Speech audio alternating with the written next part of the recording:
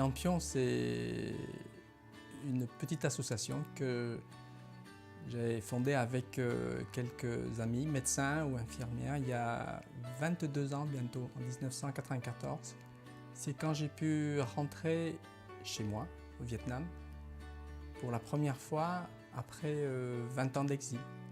Alors, on s'est rendu compte qu'en essayant de former ou d'apporter de la formation, des compétences techniques et de l'équipement, on peut aider beaucoup plus nos amis vietnamiens à soigner, à prendre en charge, que d'intervenir directement en faisant des soins, en faisant de la chirurgie, en faisant de la réanimation. L'objectif, c'est former pour qu'ils puissent s'approprier les compétences pour s'occuper des enfants et des mères.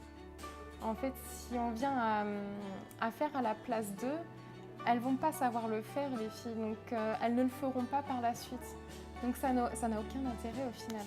Là, vraiment, travailler, faire du compagnonnage, c'était vraiment ce qu'il fallait faire pour qu'elles puissent, après d'elles-mêmes, le faire sans qu'on soit là, sans qu'elles aient la crainte de mal faire aussi.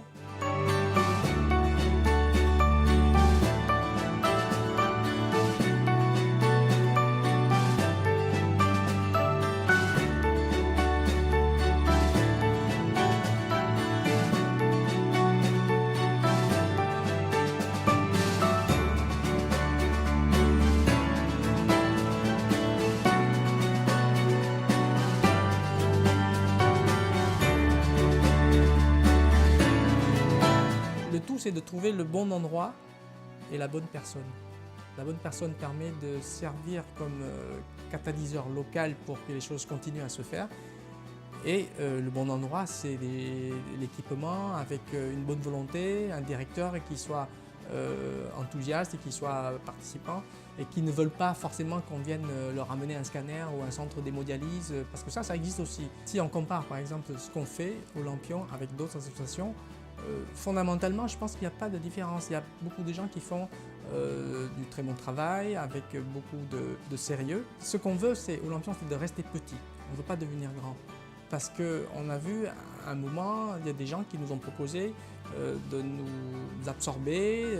Il y en a qui ont voulu me demander de lâcher les Lampions pour aller chez eux travailler. Et ça donne beaucoup d'enjeux et ça ne nous donne pas la liberté de faire ce qu'on aime, ce qu'on pense réellement et avec notre philosophie de travail. Finalement, le chiffre qu'on va regarder, c'est les frais de fonctionnement de l'association. Et chaque année, j'y veille énormément que ce chiffre soit le plus bas possible et que chaque fois qu'on demande 1000 €, ce n'est pas pour aller passer 200 € dans la communication, 100 € dans le mailing, les tableaux, les photos, etc. Je veux que ça soit le plus possible au bénéfice des enfants finalement, parce qu'au bout de la chaîne, c'est les enfants.